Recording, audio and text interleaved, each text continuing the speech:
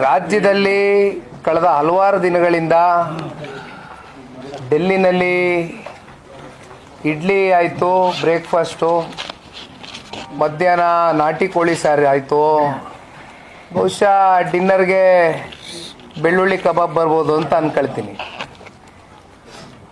ಅಂತಿಮವಾಗಿ ಉಪಹಾರ ಇಲಾಖೆ ಮಾತ್ರ ರಾಜ್ಯದಲ್ಲಿ ಸಕ್ರಿಯವಾಗಿ ಕೆಲಸ ಮಾಡ್ತಾ ಇದೆ ಅಂತಕ್ಕಂಥದ್ದು ರಾಜ್ಯದ ಜನತೆಯ ಭಾವನೆ.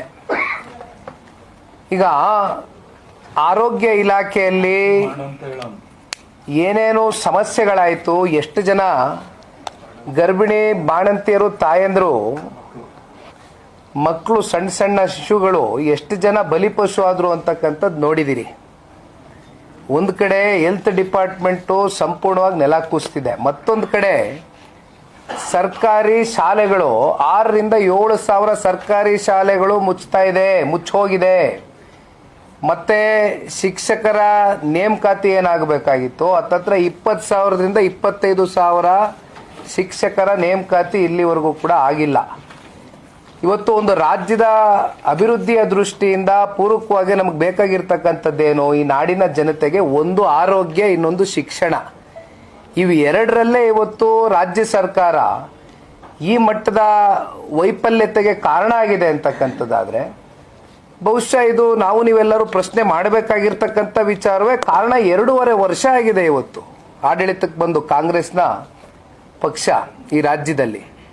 ಅದು ಹೋಗ್ಲಿ, ಏನು ಪಾಪ ಅವ್ರಿಗೆ ಮತ್ತೊಂದು ಪಕ್ಷದ ಜೊತೆ ಸೇರಿ ಅಲಯನ್ಸ್ ಪಾರ್ಟಿಯ ಕೆಲಸ ಮಾಡ್ತಾ ಇದಾರ? ಇಲ್ಲ. 136 ಜನ ಶಾಸಕರು ಅಂದರೆ ಸಿಂಗಲ್ ಲಾರ್ಜೆಸ್ಟ್ ಮ್ಯಾಂಡೇಟ್ ತಗೊಂಡಿರ್ತಕ್ಕಂಥದ್ದು ಕಾಂಗ್ರೆಸ್ ಇವತ್ತು ಈ ರಾಜ್ಯದಲ್ಲಿ. ಒಂದು ಕಡೆ ಮಾತೆತ್ತಿದ್ರೆ ಪ್ರಣಾಳಿಕೆಯಲ್ಲಿ ಅವರೇ ಹೇಳ್ಕೊಂಡಿರ್ತಕ್ಕಂಥದ್ದು ಗ್ಯಾರಂಟಿಗಳು ಕೊಡ್ತೇವೆ ಅಂದರು. ಆ ಗ್ಯಾರಂಟಿಗಳು ಪ್ರತಿ ತಿಂಗಳು ಸಮರ್ಪಕವಾಗಿ ಕೊಡ್ತೇವೆ ಅಂತಕ್ಕಂಥ ಮಾತನ್ನ ಕೊಟ್ಟಿದ್ದು ಇದೇ ಕಾಂಗ್ರೆಸ್ನ ಪಕ್ಷ. ರಾಜ್ಯದ ಜನತೆ ನೀವು ಗ್ಯಾರಂಟಿ ಕೊಡಿ ಅಂತ ಕೇಳಿರಲಿಲ್ಲ. ಆದರೆ ಅದು ನೀವೇನು ಮಾಡ್ತೀರಿ, ಹಲವಾರು ಸಂದರ್ಭದಲ್ಲಿ ನೋಡಿದ್ದೀವಿ, ಚರ್ಚೆ ಮಾಡಿದ್ದೀವಿ. ಯಾವುದಾದ್ರೂ ಚುನಾವಣೆಗಳು ಹತ್ರ ಬಂದಂಥ ಸಂದರ್ಭದಲ್ಲಿ 2,000 ರೂಪಾಯಿನ ಹಿಡಿದಿಡ್ತೀರಿ, 4 ತಿಂಗಳದ್ದು ಹಾಕ್ತೀರಿ. ನೀವು ಪಾಪ ನಿಮ್ಮ ಕ್ಯಾಂಡಿಡೇಟ್ಗೆ ಖರ್ಚು ವೆಚ್ಚ ಕಮ್ಮಿ ಮಾಡಬೇಕಲ್ಲ, ಸರ್ಕಾರದ ಖಜಾನೆಯ ದುಡ್ಡನ್ನು ಸ್ವೇಚ್ಛಾಚಾರವಾಗಿ ಕೃಷ್ಣಣ್ಣ ಅವರು ಹೇಳ್ದಂಗೆ ಟ್ಯಾಕ್ಸ್ ಪೇಯರ್ಸ್ ಮನಿ ಖರ್ಚು ಮಾಡ್ಕೊಂಡು ಹೊರಡ್ತೀರಿ. 10 ರಿಂದ 15 ಸಾವಿರ ಗುಂಡಿಗಳನ್ನ ಮುಚ್ಚಲಿಕ್ಕೆ ಈ ಸರ್ಕಾರಕ್ಕೆ ಯೋಗ್ಯತೆ ಇಲ್ಲ. ಅದಾದ್ರೆ ಇಲ್ಲಿವರೆಗೂ ಈ ಗುಂಡಿ ಅವಾಯ್ಡ್ ಮಾಡ್ತಕ್ಕಂಥದ್ದಕ್ಕೆ ಹೋಗಿ ಅದರಲ್ಲೂ ಪಾಪ 2 ವೀಲರ್ಸು ಎಷ್ಟು ಜನ ಪ್ರಾಣ ಕಳ್ಕೊಂಡಿದ್ದಾರೆ? 500-600 ಜನ ಪ್ರಾಣ ಕಳ್ಕೊಂಡಿದ್ದಾರೆ. ಇದಕ್ಕೆ ಹೊಣೆಗಾರಿಕೆ ತಗೊಳ್ಬೇಕಾಗಿರ್ತಕ್ಕಂಥವ್ರು ಯಾರು? ರಾಜ್ಯ ಸರ್ಕಾರ.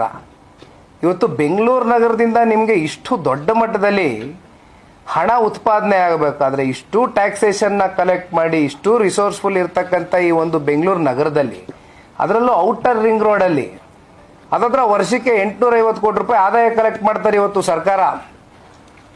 ನಿಮಗೆ ಗೊತ್ತಿದೆ, ನಾನೊಂದು ಪ್ರೆಸ್ ಮೀಟ್ ಮಾಡಿದೆ, ಬ್ಲ್ಯಾಕ್ ಬಕ್ ಕಂಪ್ನಿ CEO ಅವರ ಅಸಹಾಯಕತೆಯನ್ನು ಹೊರಗಡೆ ಹಾಕಿದ್ರು.